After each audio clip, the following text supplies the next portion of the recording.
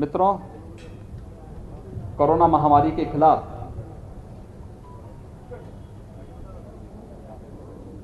देश के अंदर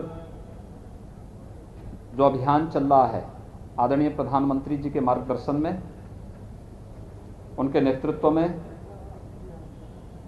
पूरी मजबूती के साथ, पूरी प्रतिबद्धता के साथ हर नागरिक के जीवन और उसकी जीविका को बचाने के लिए हर संभव प्रयास हो रहे हैं और उसके अपेक्षित परिणाम भी सामने आ रहे हैं। इस लड़ाई में देश के अंदर सबसे बड़ी आबादी का राज्य उत्तर प्रदेश अपनी प्रभावी भूमिका के साथ कार्य कर रहा है। देश के अंदर सबसे बड़ी आबादी का राज्य होने और जितनी बड़ी आबादी है उतनी ज्यादा हमारे सामने चुनौती भी थी। विशेषज्ञों ने तमाम प्रकार की आशंकाएं भी व्यक्त की थी, लेकिन टीम वर्क और जो मंत्र आदरणीय प्रधानमंत्री जी ने दिया था प्रारंभ में ही कोरोना से लड़ने के लिए कि हमें ट्रेस, टेस्ट एंड ट्रीट के इस फार्मूले को अपनाना पड़ेगा, ट्रिपल टी के इस फार्मूले के आधार पर कोरोना के खिलाफ जो व्यापक अभियान चला, आज उसके अपेक्षित परिणाम हम सबके सामने हैं। उत्तर प्रदेश ने अब तक 4,77,00,000 से अधिक टेस्ट किए हैं। ये देश के अंदर सर्वाधिक टेस्ट है और उसी का परिणाम है कि जिस प्रदेश के बारे में तमाम प्रकार की आशंकाएं व्यक्त की जा रही थी, और प्रदेश आज एक सुरक्षित स्थिति की ओर आगे बढ़ रहा है। यूपी के बारे में कहा जाता था कि यहां स्थिति अनियंत्रित हो जाएगी, अस्त व्यस्त हो जाएगी। 15 मई तक 30 लाख से ज्यादा एक्टिव केस होंगे। 25 अप्रैल से लेकर के 10 मई के बीच में 1 लाख केस प्रतिदिन आएंगे। आज 3,300 मात्र केस आए हैं पूरे प्रदेश के अंदर। एक्टिव केस की संख्या जो 30 अप्रैल को 3,10,000 थी, आज वह घटकर के मात्र 62,000 रह गई है। यानी एक अर्ली एंड एग्रेसिव जो कैंपेन स्टेट ने चलाया, गांव-गांव में, मोहल्ले-मोहल्ले में निगरानी समितियों को भेज करके उनके माध्यम से मेडिसिन किट वितरित होना, अगले 24 घंटे के अंदर एंटीजन टेस्ट के माध्यम से हर एक लक्षण युक्त व्यक्ति का टेस्ट करना, यह कार्यक्रम तेजी के साथ आगे बढ़ा। आज उसका परिणाम है कि उत्तर प्रदेश के अंदर पॉजिटिविटी 3 के आसपास रह गई है। उत्तर प्रदेश के अंदर रिकवरी 95% से अधिक पहुंच गई है और लगातार इसमें सुधार है। फर्स्ट वेव की तुलना में सेकंड में ऑक्सीजन की क्राइसिस देखने को मिली थी। पहली बार हम आभारी हैं भारत सरकार के कि जिसमें पहली बार ऑक्सीजन एक्सप्रेस चलाई गई। वायुसेना के विमानों के माध्यम से ऑक्सीजन के टैंकर भेजे गए और हर व्यक्ति तक, हर हॉस्पिटल तक हम ऑक्सीजन की आपूर्ति कर सकें, इसके लिए शासन और प्रशासन की टीम ने, जनप्रतिनिधियों ने, हेल्थ वर्कर्स ने, कोरोना वॉरियर्स ने पूरी मेहनत के साथ इस अभियान को आगे बढ़ाया। आज उसके परिणाम हम सबके सामने हैं। हर जनपद को आने वाले समय में ऑक्सीजन के क्षेत्र में आत्मनिर्भर बनाने के एक बड़े अभियान के साथ हम काम कर रहे हैं और उसमें हर जनपद को उसकी आवश्यकता के अनुरूप पहले ही ऑक्सीजन कंसंट्रेटर उपलब्ध करा दिए गए हैं। प्रदेश में 20,000 नए ऑक्सीजन कंसंट्रेटर अब तक हम उपलब्ध कराए हैं और लगभग इतने ही नए ऑक्सीजन कंसंट्रेटर हम लोग उपलब्ध कराने की तैयारी कर रहे हैं। लेकिन ऑक्सीजन प्लांट बने, मेडिकल कॉलेजेज में लिक्विड मेडिकल ऑक्सीजन के बड़े बड़े टैंक वहां पर स्थापित हों। क्रायोजेनिक टैंक होते हैं जिसमें एक निश्चित टेम्परेचर में ऑक्सीजन को वहां पे रखना पड़ता है। उनकी स्थापना की कार्रवाई चल रही है। तो हॉस्पिटल, डिस्ट्रिक्ट हॉस्पिटल या सीएचसीज में वहां पर हम लोगों के द्वारा एटमॉस्फेयर से ही ऑक्सीजन बनाने के जो संयंत्र हैं उनकी स्थापना के कार्य को युद्ध स्तर पर आगे बढ़ाया जा रहा है। इस समय हम लोग 300 से ज़्यादा ऑक्सीजन प्लांट उत्तर प्रदेश के अंदर अलग अलग हॉस्पिटल में लगा रहे हैं और देवरिया जनपद में भी यहाँ की टीम ने अच्छा काम किया है, सभी जनप्रतिनिधियों ने मेहनत किया है और यहाँ पर भी 4 नए ऑक्सीजन प्लांट लगाने की कार्रवाई चल रही है। यहाँ की पॉजिटिविटी रेट 3 के आसपास है, जो एक बार काफी ज्यादा बढ़ चुकी थी, वो 3 के आसपास आ चुकी है और उसमें और भी गिरावट निरंतर देखी जा रही है। इसके साथ ही रिकवरी रेट अच्छी दिशा में यहां की बढ़ रही है। 93% से अधिक यहां की रिकवरी रेट है और इसमें और भी बढ़ोतरी के लिए क्या प्रयास किए जाने हैं, इसके बारे में अभी मैंने यहां की समीक्षा बैठक ली है।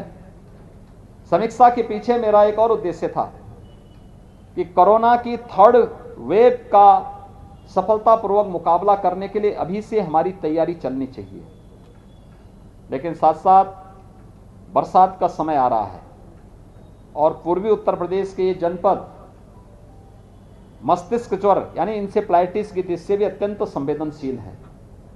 इसके बारे में भी हम लोगों ने यहाँ पर अपनी रणनीति बनाई है।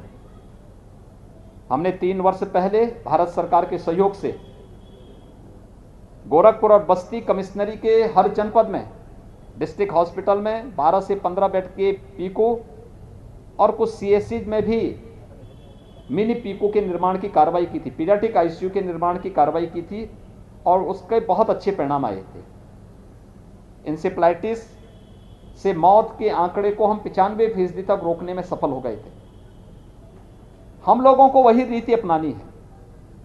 इंसेफ्लाइटिस ट्रीटमेंट के जो सेंटर थे, सब सेंटर थे, आज तो हर जनपद में सैकड़ों की संख्या में हेल्थ एंड वेलनेस सेंटर हैं और हमें घर घर जाकर के, जैसे हम लोगों ने कोरोना के खिलाफ अभियान चला करके घर घर जाकर के स्क्रीनिंग करने का काम किया था, ऐसे ही हम लोग हर जनपद में और खासतौर पर इंसेफ्लाइटिस की दृष्टि से भी संवेदनशील जनपद हैं उनमें भी और प्रदेश के हर जनपद में जहां पर 3rd वेव की आशंका से लोगों में थोड़ा भय है, हम लोग अभी से बच्चों के लिए मेडिसिन उपलब्ध करवा रहे हैं और मेडिसिन उपलब्ध कराने के बाद फिर किसी भी लक्षण युक्त व्यक्ति को पहले ही चरण में उसको दवा उपलब्ध करवाने के साथ उनकी जांच की प्रक्रिया को आगे बढ़ा देंगे, तो हम लोग 3rd वेव को भी रोकेंगे और इंसेफ्लाइटिस से होने वाली मौतों के आंकड़ों को हम लोगों ने पिछले वर्ष तक ला करके जिस स्थिति में किया उससे भी हम नीचे उसको लाने की दिशा में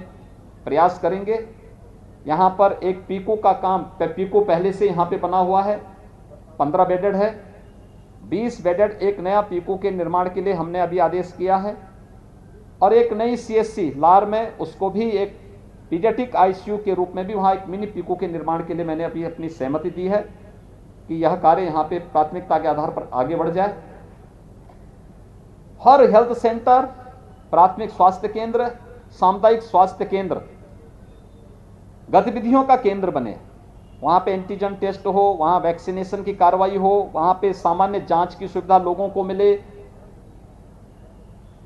इस कार्रवाई के साथ उसको जोड़ने की कार्रवाई तेजी के साथ आगे बढ़ी है और सभी जनप्रतिनिधियों से मैंने अपील की है वह कम से कम एक सीएससी या एक पीएससी को गोद लेकर के वहां की एक्टिविटीज के साथ जुड़े, जिससे हर व्यक्ति को हम बेहतर स्वास्थ्य की सुविधा उपलब्ध करवा सकें और इस दिशा में यह प्रयास प्रारंभ हुआ है।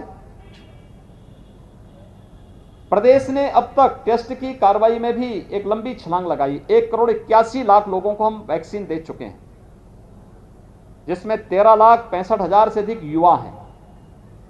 1 जून से हर जनपद में हम वैक्सीन देने की कार्रवाई 18 से 44 वर्ष की उम्र के प्रत्येक व्यक्ति को करने जा रहे हैं और वैक्सीनेशन के लिए हम लोगों को प्रेरित कर सकें। हर व्यक्ति टेस्ट कराने से कोई भागे ना, क्योंकि मैंने अभी गांव का दौरा भी किया था और गांव में मैंने देखा है लोगों में कुछ संकोच है टेस्ट कराने से या वैक्सीन लेने से। मेरी आप सबसे अपील है, हम लोगों को प्रेरित करें। मीडिया एक बहुत बड़ा माध्यम बन सकता है लोगों को बताने के लिए। जिन लोगों ने, उनके गांव के आसपास जिन लोगों ने वैक्सीन ली है, उनकी फोटो छाप करके आप उनका छोटा सा इंटरव्यू कि मैंने भी वैक्सीन ली है, मुझे कोई दिक्कत नहीं हुई, मैंने भी वैक्सीन ली है और मैं कोरोना से पूरी तरह सुरक्षित हूं। यानी एक सुरक्षा कवच प्रदान करेगा। और इसीलिए वैक्सीन निःशुल्क राज्य सरकार भी और केंद्र सरकार भी 18 से 44 को राज्य सरकार की मदद से और 45 से ऊपर सभी लोगों को भारत सरकार की मदद से निःशुल्क वैक्सीन मिल रहे हैं। वैक्सीनेशन का जो अभियान हमारा 1 जून से 18 से 44 की उम्र के लोगों के लिए प्रारंभ होने जा रहा है, इसमें हम लोगों ने कुछ और चीजें जोड़ने की व्यवस्था की है। एक, हर जनपद में कुछ ऐसे केंद्र बनाएंगे जो अभिभावक स्पेशल हो। 12 वर्ष की कम उम्र के बच्चों के अभिभावकों को समय से वैक्सीन देना, जिससे ये कामकाजी वर्ग है, यह वर्ग सुरक्षित रहेगा तो उनके बच्चे भी सुरक्षित रहेंगे। तो थर्ड वेव की आशंका बच्चों के प्रति व्यक्त की जा रही है, हम उन्हें वैक्सीन देकर के पहले ही सुरक्षित करेंगे। दूसरा, आने वाले समय में 12 से 18 के बीच की वैक्सीन भी आने वाली है। हम समय से उन बच्चों को वैक्सीन देकर के उनको भी सुरक्षित करेंगे। तीसरा, हर जनपद में न्यायिक अधिकारियों के लिए और उनके परिवार के लोगों के लिए और दूसरा मीडिया के लिए भी एक अलग अलग बूथ बनाने के लिए, वैक्सीन के लिए बनाने के लिए कहा गया है। हम लोग कोरोना कर्फ्यू में हैं, हमने लॉकडाउन नहीं लगाया है। कोरोना कर्फ्यू में हमारे उद्योग चल रहे हैं, खेती बाड़ी का काम चल रहा है, राशन की दुकानें चल रही हैं। वे सामान्य गतिविधियां जो कोरोना प्रोटोकॉल का पालन करते हुए संचालित हो सकती हैं, सब्जी मंडी का है, फल मंडी का है, सभी हमारी संचालित हो रही हैं। उन सबको संचालित करने की कार्रवाई की जा रही है। और मुझे विश्वास है कि कोरोना के खिलाफ जो अभियान वर्तमान में चल रहा है, यह अभियान सफलता की नई ऊंचाइयों तक पहुंचेगा। आप सबका सहयोग इस मामले में विकसित है। आप सबसे भी अपील है, लोगों को कोरोना प्रोटोकॉल का पालन करने के लिए हम प्रेरित करें। टेस्ट करवाने से न भागें और वैक्सीन उनकी पारी आने पर वे वैक्सीन जरूर लें। यह उन्हें सुरक्षा कवच, उन्हें और उनके परिवार को सुरक्षा कवच प्रदान करेगा। धन्यवाद।